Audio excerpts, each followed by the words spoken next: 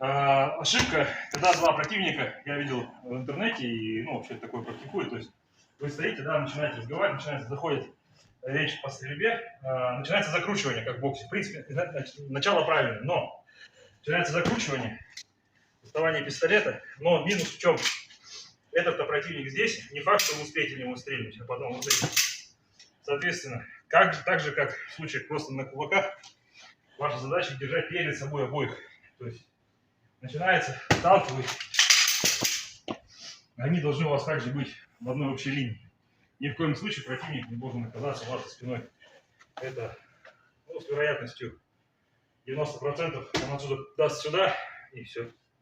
И на этом вся самооборона закончится.